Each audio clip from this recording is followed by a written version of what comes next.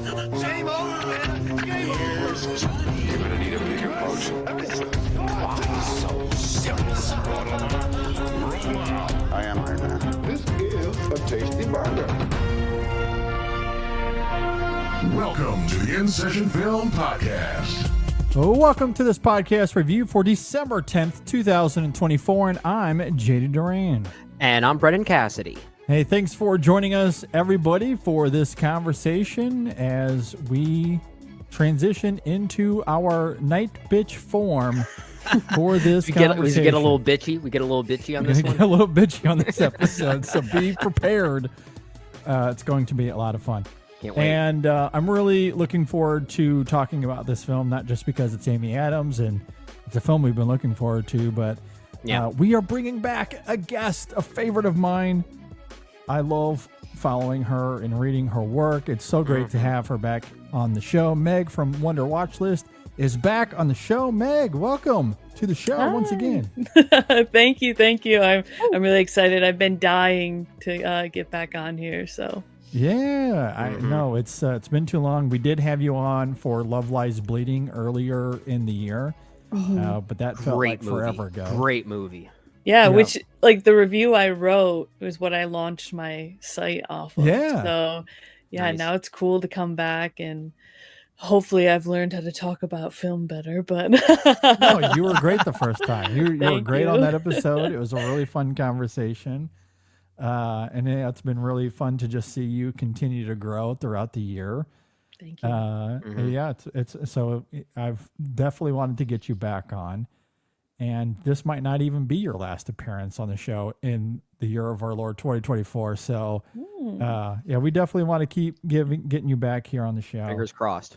So, with Nightbitch, I know this is a film that Brennan and I have been looking forward to for some time. I can't recall, Brennan, was this on your top 10 most anticipated list at the beginning of the year?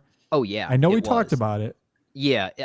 I forget where it was. I wouldn't be surprised if it was even in the top 3 because I'm a huge Marielle Heller fan, the director of this movie. I love her previous work. And now, honestly, that coupled with the film's central conceit was really what I was looking forward to. So I know it was pretty high for me.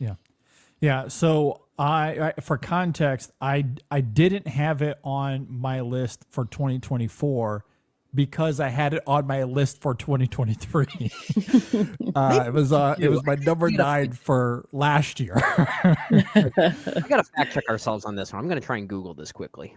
Yeah. So that I do know. So back in January on my quote unquote true list, I had it at 12.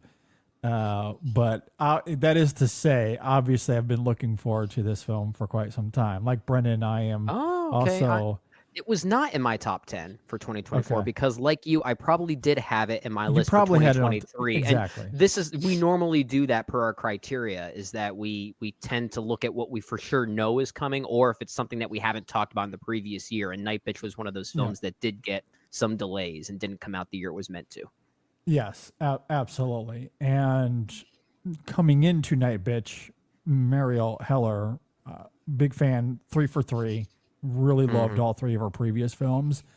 Meg, where do you stand on Marielle Heller as a filmmaker? This is actually I think my first. The first Heller. Yeah. Wow. I'm trying to think of the other stuff that she's done off the top of my head, but Beautiful Day in the Neighborhood, never I 2019. didn't see that. Mr. Tom Hanks. Can You Ever Forgive Me, 2018. Nope. And The Diary of a Teenage Girl was her debut film in 2015. No, so this is my introduction to her, and what a crazy cool introduction. It makes for an even more interesting introduction when you go back and revisit, or not revisit, but see those films for the first time, knowing what she was doing prior to this. It's a bit of a change of pace. Yeah, for sure. And I'll be curious to hear your thoughts on her once you do catch up with those films, going in the reverse order of Brendan and I. And you should go like in reverse order, like watch him like go A Beautiful Day, then Can You Ever Forgive Me, then Diary, and just go backwards that way. I think that would be a fun exercise. I'd be really, really curious to hear your thoughts on her filmography. Yeah, same. But I like her previous 3 stops.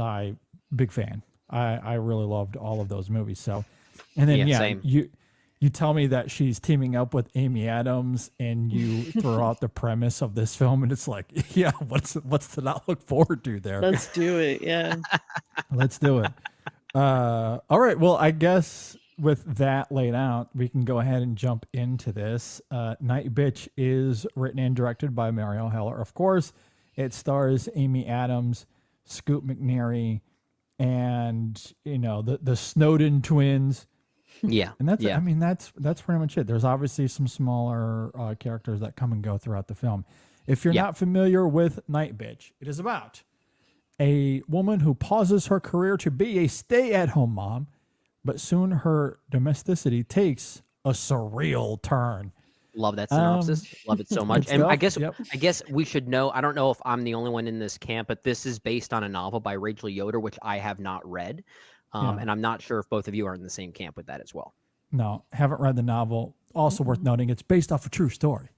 Oh yeah, true. Just throwing that out there. Yep. That's very important. That's very important. I can confirm that. Yeah. JD has lived it. I've lived it. Yeah, I know exactly what goes on here. All right, Meg, we'll start with you. What did you think about Nightbitch? I loved it. I wasn't sure how I felt after that first trailer came out. I was kind of in that because I hadn't read the book. I really had no idea, other than going off of like my friends that have read it. I was hoping for like the tone of it to be a little more serious, but the trailer totally like it does like a 180, because you watch the film and it's like the trailer, but you have the context, so it's like it's just so good. I loved it. I saw it at TIFF.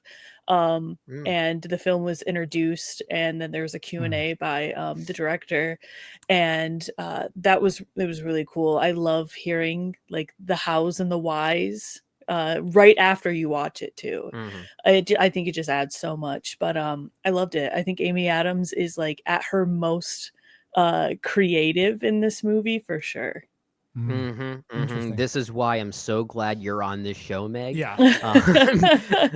Because we might need a voice of reason when you have a podcast that's run by two boys who might be a bit more mixed on this movie. Yeah. At least I speak for myself. I'm not sure how you land on this one, JD, but I think I know where you land on it based on what I think I may have seen on Letterboxd. But I am ultimately a bit mixed on this movie, unfortunately. And I was really looking forward to it. And I also say this with maybe another caveat. I am not a father. I'm not a parent. So I can't speak to the inner turmoil that this film is depicting, but I do know enough about it to say that I feel like what this movie is tackling as far as motherhood is concerned, I think it gets that inner turmoil very right. I think it does try to dive into some of these ideas in a very authentic and sincere way. And I also admired how both the material and even Amy Adams's performance, they're not afraid to show this motherly figure as someone that's robbed of her agency, but also kind of self-destructive and resentful at the same time. So there are some layers happening here that I really did appreciate. There's a line towards the end of the movie, which out of context might not make much sense, but the line, "She died in childbirth," is an absolute scorcher. It's one of the best written lines of the entire year. Just somehow the movie didn't fully connect with me in the way that I was hoping for. I do think there are some very strong scenes. I'm not sure if it's something that just comes together in totality, or if it's one of these things where I just wish that there was more of a, for lack of a better term, if there was a little bit more bite to this thing, given its central concept. I think there's a darkness to this story that personally I think I wish it would have committed a little bit more towards. So Meg, you said you haven't seen Marielle Heller's previous films, but I was thinking a lot about her debut film, The Diary of a Teenage Girl, which has this really hidden kind of creepy darkness to it that I think could have benefited a movie like this. And I'm not sure if this really commits to it, but I have to give it some credit for at least tackling a topic like motherhood in this way that I do think is ultimately very authentic. And I think the first 10 minutes especially do a great job showcasing that, to the point that I think it's a movie that men need to see. I just wish, I liked it better, and I wish it came together a little bit better by the end. Yeah, I am sadly in the same camp as Brendan on this. I do find myself mixed. I wished I liked it more than I did. I really wanted to. Amy Adams does give a captivating and fully committed performance, as she always does. The deep vulnerabilities that she exhibits gives the film a sturdy foundation that it knows it can lean into, which is why I think I was disappointed by its leniency. I do think the film is content being slight. I do think it pulls its punches. It has such a fascinating premise, but to your point, Brendan, I don't know how far it goes with it. And it had every opportunity to get really crazy when the nucleus of your story is as robust as Amy Adams is here. To allow her to channel her inner Nick Cage and really get weird with it could have benefited this film. And maybe that's selfish of me. I'm certainly willing to admit that. And maybe that would render the film less universal. So they wanted to be a little bit more safe in the end, but it did had potential to be even more visceral than it already is. I do think the film's messaging is ultimately poignant. However, I'd argue that's almost entirely because of what Amy Adams brings to this role. She carries this film wonderfully. That scene somewhat early on of her character simply goes by Mother. The characters' names are never revealed here. Yeah, which is interesting. She's trying to get her son to go to sleep, but he's fighting her the whole time. That is one of the most real things I have ever seen in any film ever. I was going to say how much of this becomes a bit of a documentary. I mean, at that point, it really is a documentary. I live by that moment. I live every single night. I cannot, for the life of me, get my son to go to bed. And what she chooses in terms of letting him sleep in the bed and doing the easy, convenient thing just to escape the circumstance and let him get any sort of sleep. Like, that is absolutely what I choose every single time, which is why my wife puts him to bed more nights than I do. The physical and emotional challenges of parenthood and obviously motherhood specifically are demanding in ways that can make you feel like you're drowning, and being honest about that can absolutely make you feel some sort of shame or that you've lost your identity. I do really love that about this film. I just think the execution is a bit too cozy and facile at times, but when it really does lean into that authenticity, it is really quite foreboding. And that I genuinely really, really loved about the film. Yeah, I agree. I wish, I said this in my review, that those weird moments would last a little bit longer and they were really committed to that transformation. Because it feels like one of those movies that is just weird enough for the general audience to still consume, but they're still going to watch it and be like, oh my gosh, she's turning into a dog, but for people that, are looking for more of a literal you don't really ever see her that often as a dog, and the transformation, it starts, but then it cuts so short into the transformation, you see her digging into the dirt and growing fluff and stuff, and that's fine, but I do wish it got a little weirder. What I appreciate is that it shows how I wrote in my letterbox review that be right back, I have to call my mom, because after watching that, I'm not a mother, I don't have kids, I have cats but not children. Same thing. That growing up, you always see your mother struggle with her identity, and she talks about what her life, what she thought it was going to look like, what it ended up looking like, and what her dream job was. And it's just seeing it in that way made me realize obviously I knew before that mothers very much sacrifice their entire their body changes, and it'll never be the same. Like the chemical makeup of your brain changes, and it's interesting. And the sacrifice that they put in, and the way that Amy was able to use her own experience as a mother, I thought was really great. And that's why I say she's like at her most creative and her most vulnerable in this movie, because it is such a personal experience that I think she does so well with this character. I just wish I wish it did fully commit to like some of those weird bits, because Sure. it touches on like taboo things that women or mothers, like, they were the only chit chat about with like their close friends. And I wish maybe it would take some of those moments a little bit more serious. Like those little group activities she does with the other mothers. I'm like, yeah, that's funny, but Yeah. I wish I could have seen a little bit more of them like bonding with their motherhood and stuff. Sure. That's another real moment. Yeah. Sorry, Brendan, just to cut Yeah, in you're real good. fast, because Yeah.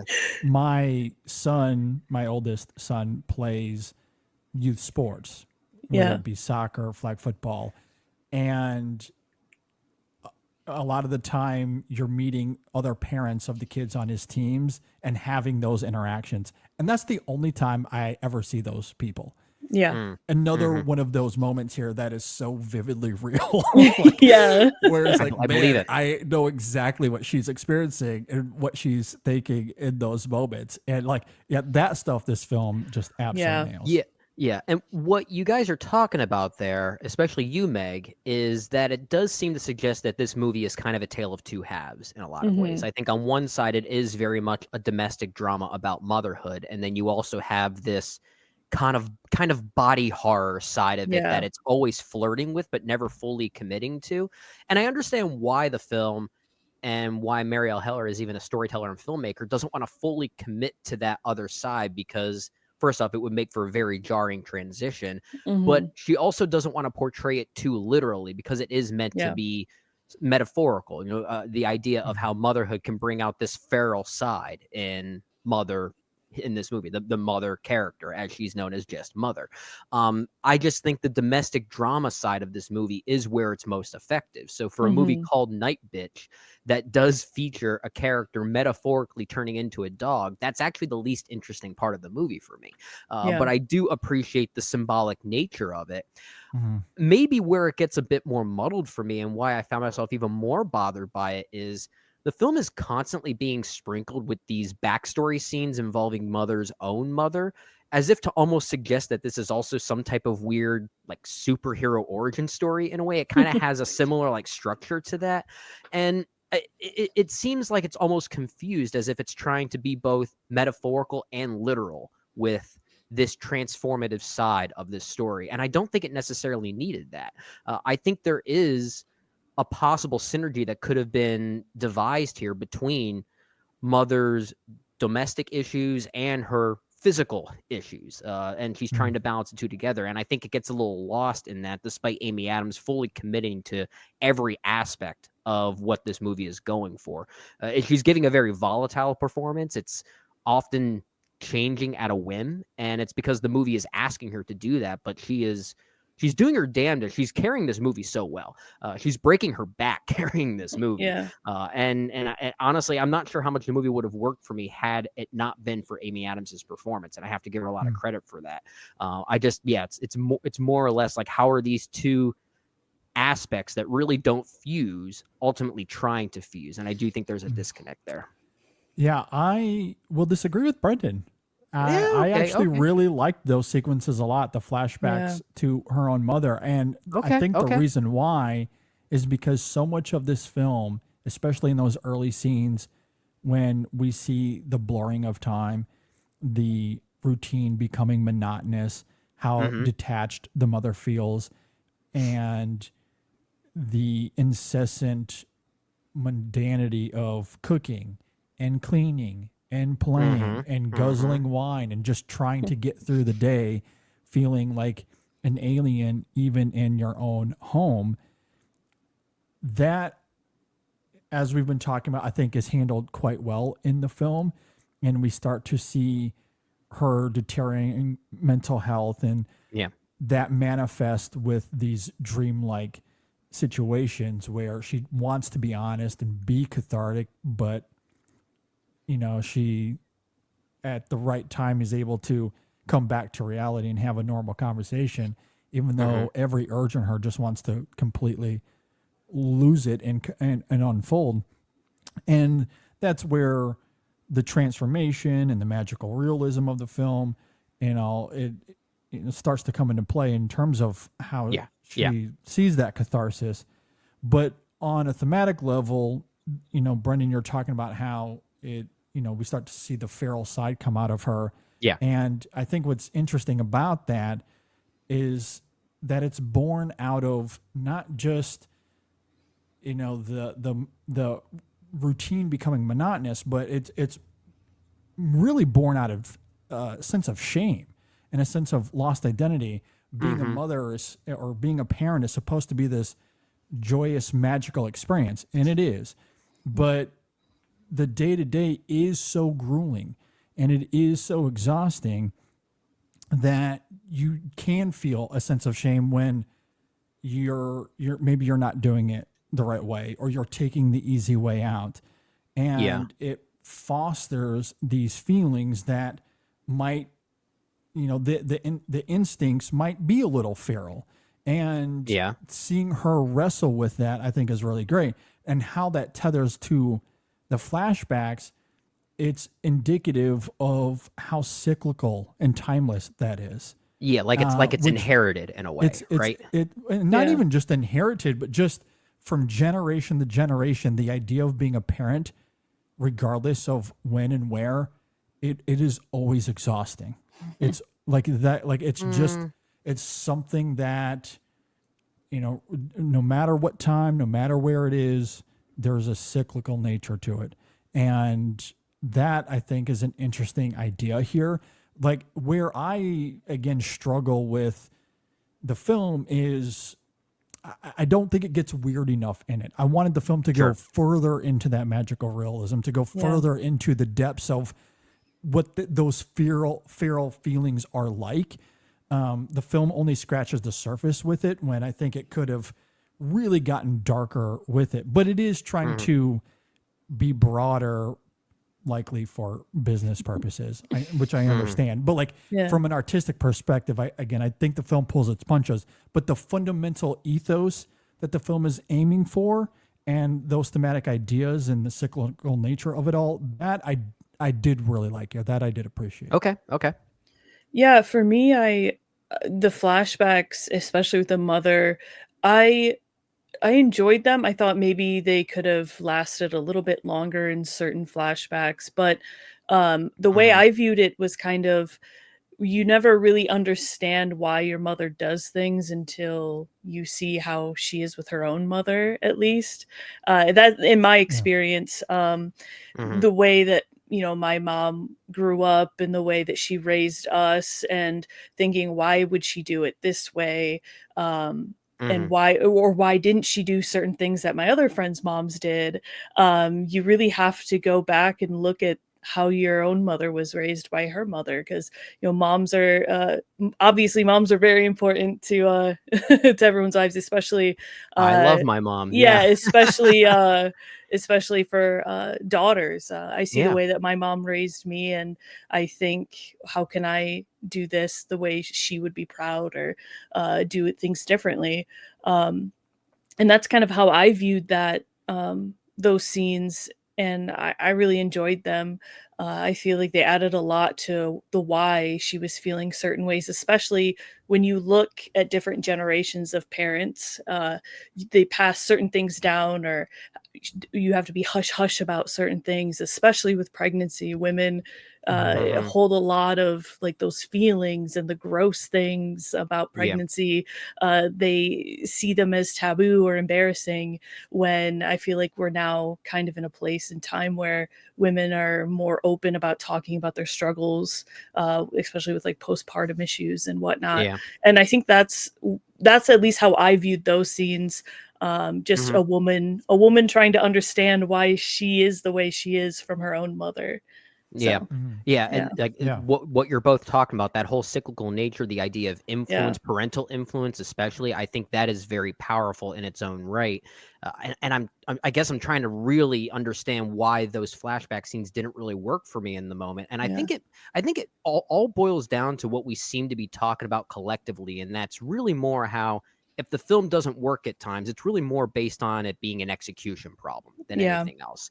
And I think, if anything, I look at those flashback sequences and I wonder, why does Amy Adams have to constantly do voiceover narration to explain what's happening to us? And I Yeah. think, I wonder if there was a better way to, I guess, integrate them within this narrative that didn't require as much explanations, that maybe were also better dispersed within the narrative, that created a better trajectory, a better flow. And I think that's really the problem that I have with them. It's more so the way that they're interwoven in this Mhm. narrative. And I also think by being a bit less literal in how they're described to us could have actually added more to the potential magical realism that you're talking about, JD. I think that could have maybe added more confusion to the overall aura of this film.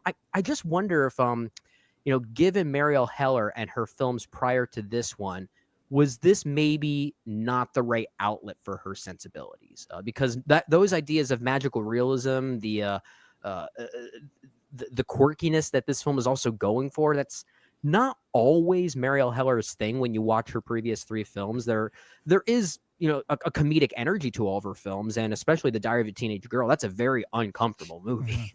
Yeah. But it's not and I appreciate her trying to challenge herself and do something different. I'm just not sure if she was maybe ready to take that step, given the arduous material that's at play here. And maybe it could have just been one of those cases where she wasn't fully ready to take on what this material required. That certainly could be that. Could be production complications that arose. I do wonder if in there's some terms interference of- here. Yeah, Yeah. because I do think that the film pulling its punches is less a Marielle Heller thing. That is me certainly spitballing there. I have absolutely no idea. But when I look at her other 3 films, I wouldn't label those movies as pulling their punches. And Oh, by not any at stretch all. of the imagination. Not at all. All So- 3 of those films fully commit to what they're going for, and they succeed. Yeah. They absolutely succeed. I completely agree. So I do wonder about that. It could also be the novel, which again I haven't read. So maybe she's wanting to commit to what is there on the page in novel form and trying to bring that into the film space as much as possible. That could certainly explain some of the voiceover narration, because I do agree with you, Brennan, that the voiceover doesn't really do a whole lot to add to Amy Adams's performance.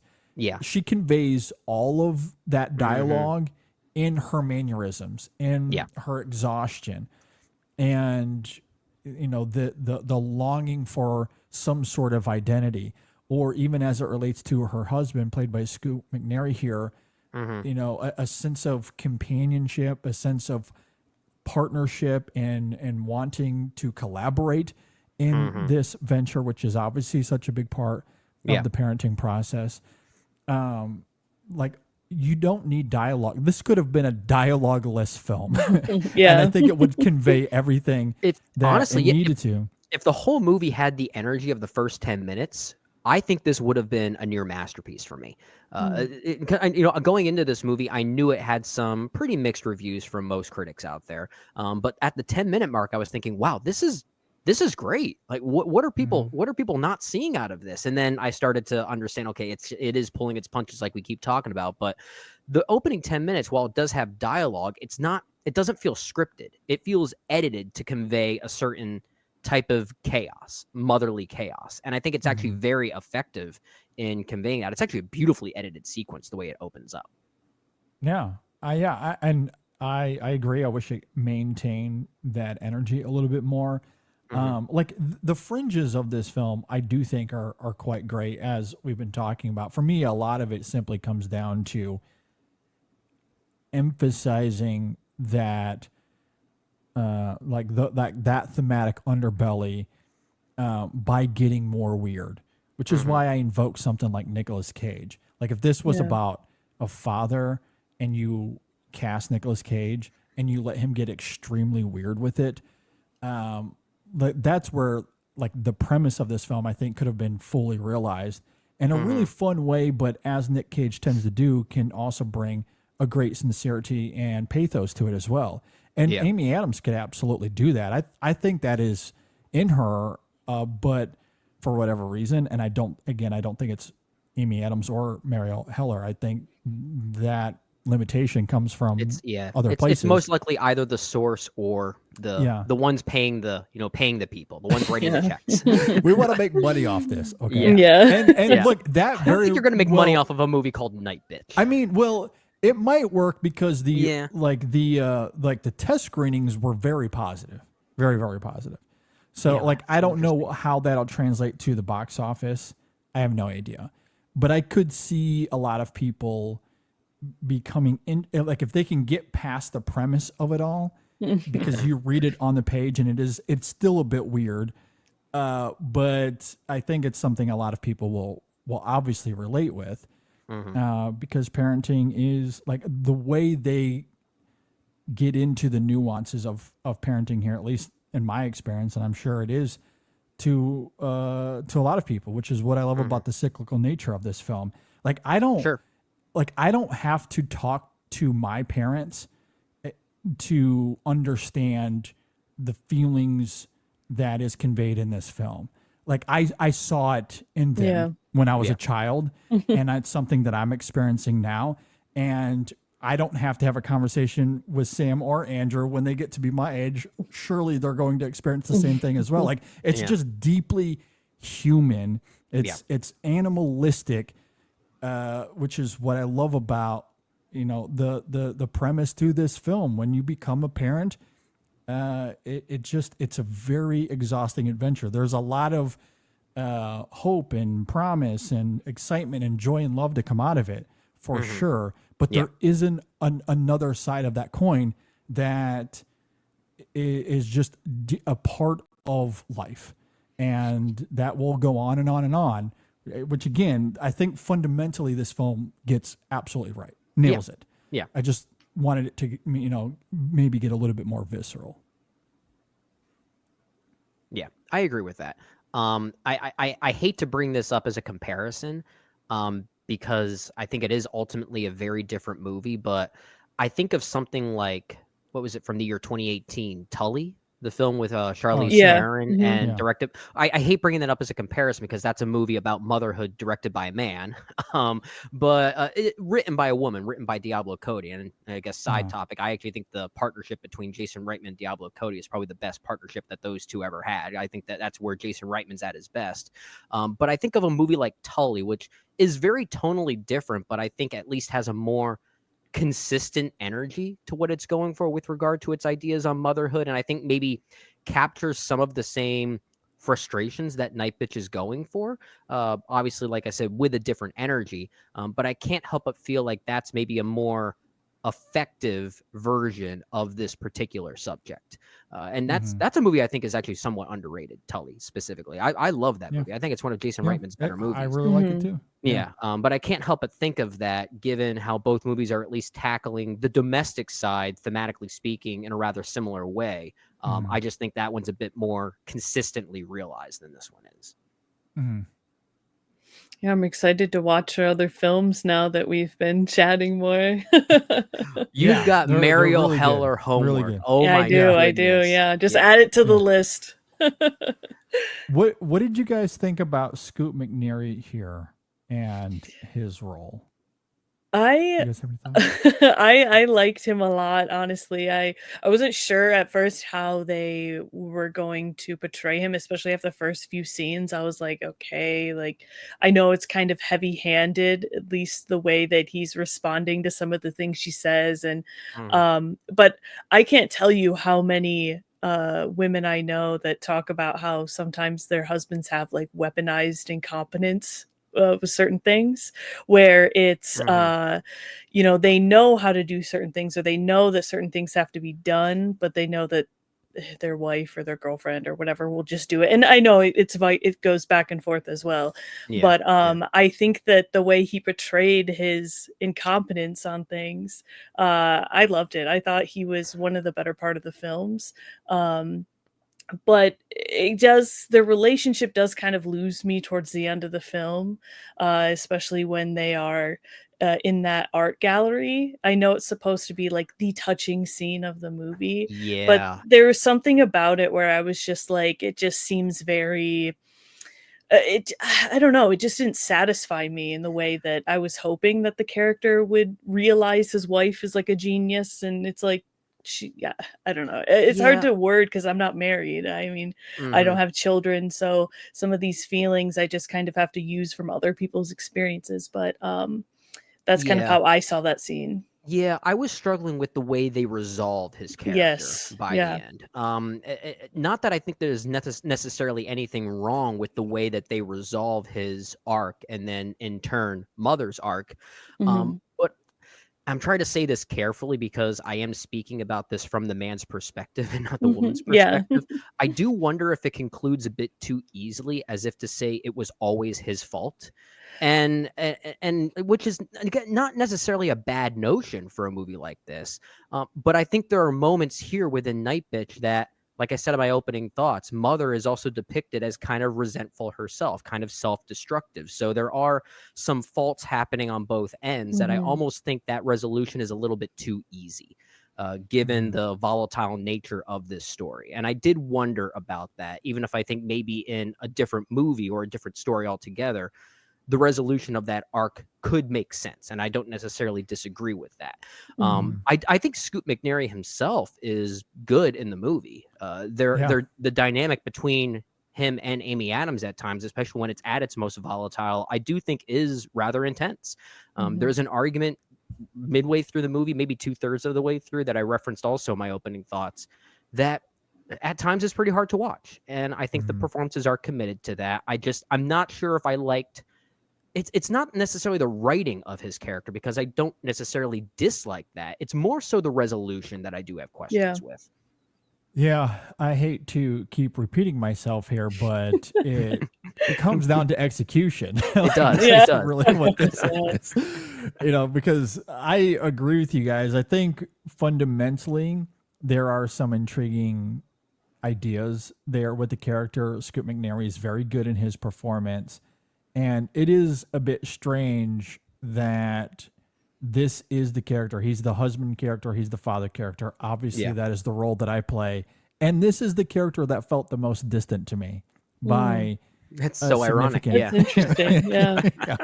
a significant margin, too. And some of it could be that fundamentally the character is a working man who's away from home all the time. And he travels a lot for his job. I thankfully do not have to deal with that. So there is a level of he is away working to provide for his family. That coupled with his incompetence, as Meg is talking about, certainly puts a strain on their relationship. Yeah. And where I have an issue with how the character is interwoven here, it does come down to the writing of it and the execution of it. It feels like a lot of the drama that we get in that final act is contrived, and it resolves itself quite easily and abruptly.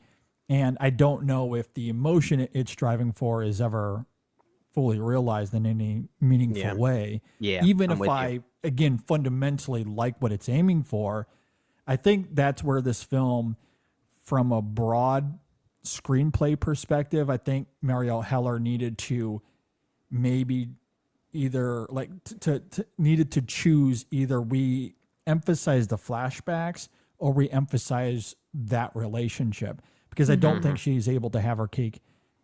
They had to have her cake and eat it in this instance. Yeah. I think as a result, by maybe emphasizing the flashback scenes, which again I love for the reasons I mentioned earlier, and the idea that this husband character is simply away, he's traveling, so he's not in the film for large chunks of it.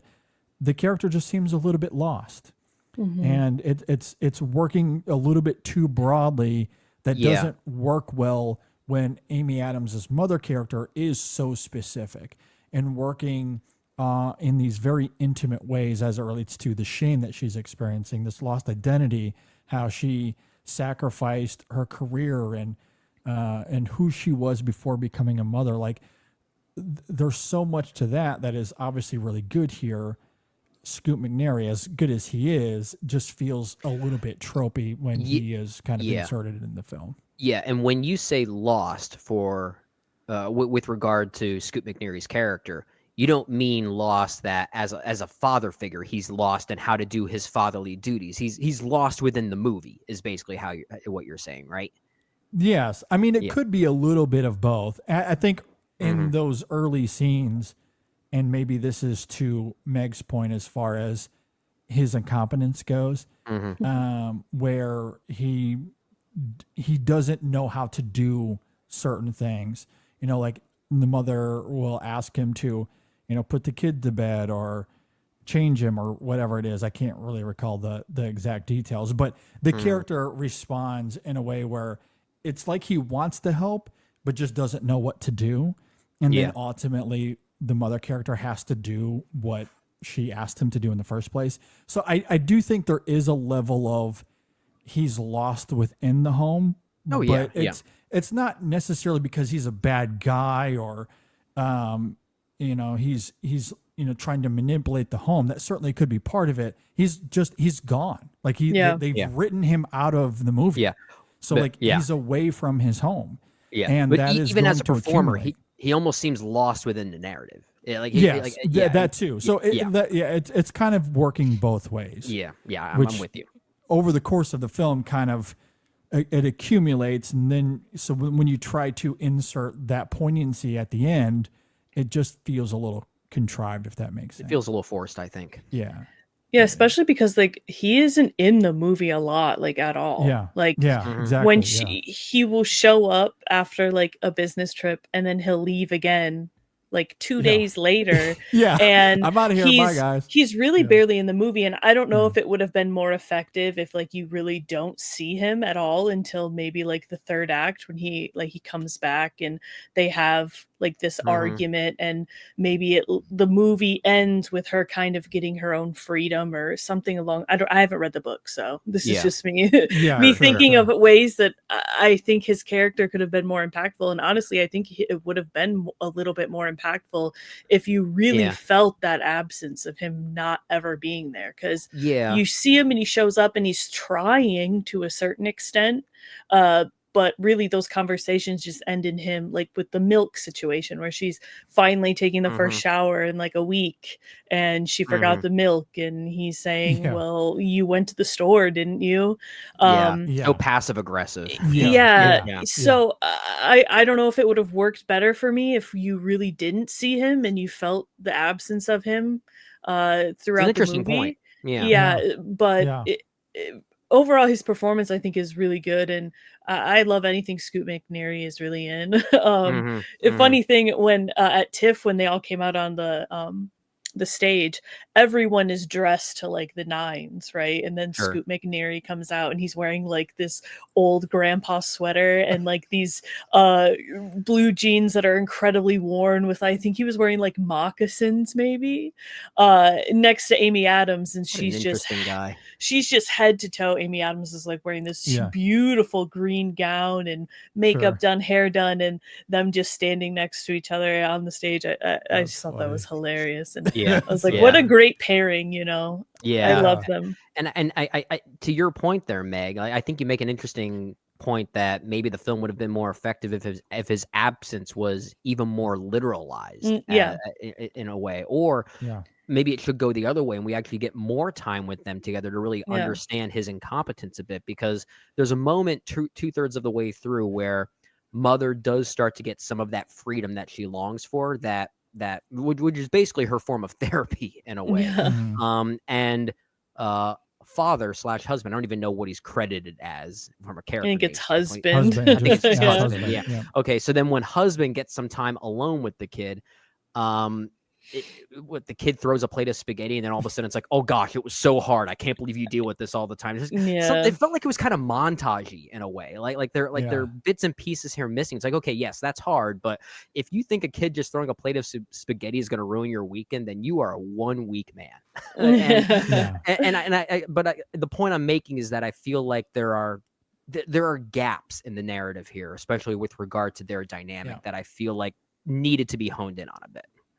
Yeah, and that's where I just find the character a little bit thin, or as I noted earlier, a little bit tropey, because the son is what, 4 or 5 years old, something to that effect, old enough to know that, of course, when you're taking care of the child in any capacity is going to be challenging. Yeah. Like a kid throwing food on the floor.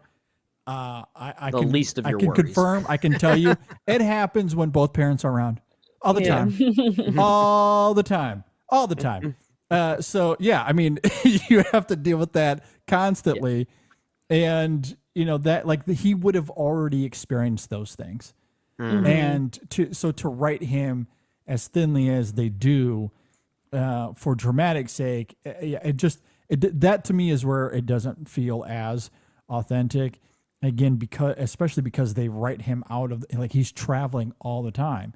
And, you know, that could perhaps articulate some of his incompetence, but I don't think it fully makes up for it. And unfortunately, I think it's a result of obviously the film wanting to engage in that magical realism as much as possible. Even if it doesn't go far enough, there's still a fair amount of it here. Yeah. And the flashback scenes, as we mentioned earlier, that is the bulk, the majority of the film. And that all of that, you know, some execution things aside, is effective enough. You know, there's still a lot of joy to be had with the film in that regard. Unfortunately, the husband character he just gets too lost in the shuffle here. Yeah, kind of emblematic of the whole movie, I feel like. It's an execution thing. It's all it comes down to. All it comes down to. Anything else you guys want to add here? Any final thoughts on Nightbitch? I just want to point out how great it felt to see Amy Adams like leading a role like this at, like, I think she's 50 now. And they show her like she doesn't have the perfect body that she used to have, and she has wrinkles and gray hair, and I just appreciate how real she felt. It didn't feel like an actress just playing a mom. It felt like a mom, like showing this movie to the audience and be like, this is how it is, this is how we feel. And, you know, even women that don't have children, like aging as a woman is like incredibly embarrassing at moments. You have random hairs that grow, it's a very sensitive thing, for sure. You know, so I felt seen in the movie, even though I don't have children. I felt seen as a woman that's aging, and you don't look the way you used to. You don't feel the way you used to. You have these pretty messed up thoughts about yourself or the people around you. And I just appreciate that a lot. And it's by no means a perfect film, but I'm really excited to take my mom and my sister to it when it releases. And because seeing it in TIFF was really special, because the crowd was mainly women that I was around. That's awesome. We were all strangers. And by the end of the movie, you know, we're like wiping away tears and like clapping. And it was a beautiful experience. Cool. And I'm glad I got to see it in that atmosphere. But I love Amy, and unfortunately I don't know if this will be her Oscar moment, but I don't think it will. I don't think it will. But it's still an amazing performance regardless. It is a very good performance. And honestly, this conversation, the one that we had here, I'm so glad you were on this one, Megan, to really add a different perspective to this. And if I'm allowed to say, if it's appropriate to say, if it's any consolation, you look great. Oh, thank you. Thank you. Yeah. I will echo a lot of that. I think it's not just what Amy Adams brings to it as a performer, but to be willing to showcase those imperfections in her body. I like all of that certainly adds to the authenticity of the film and its thematic underbelly. If she came in here looking at her best when she was 28 and she's the embodiment of perfection, and she's thin and has and everything, I don't know if the film carries the same weight as it does when you look at her here, and it is those imperfections that they're wanting to highlight, and the fact that she was willing to bear that physicality here really speaks to her commitment, and she is fully committed to this performance of all the physicality that comes with it. The makeup work and it's really great. Like she really goes for it, and it's phenomenal. That makes it even more of a companion piece to something like Tully, because I think that's something Charlize Theron even fought for when making that movie, is that she wanted to portray herself in that way very, very similarly. And, I appreciate that both of these actresses want to get to, the heart of this, the realism of this, and kudos to them for really committing to that. Yeah, for sure. Absolutely. And I'm glad that it is effective, for women like what you're talking about, Meg, that screening at TIFF, like that's really great to hear. I love hearing stories like that. So yeah, I think a lot of people are going to like this.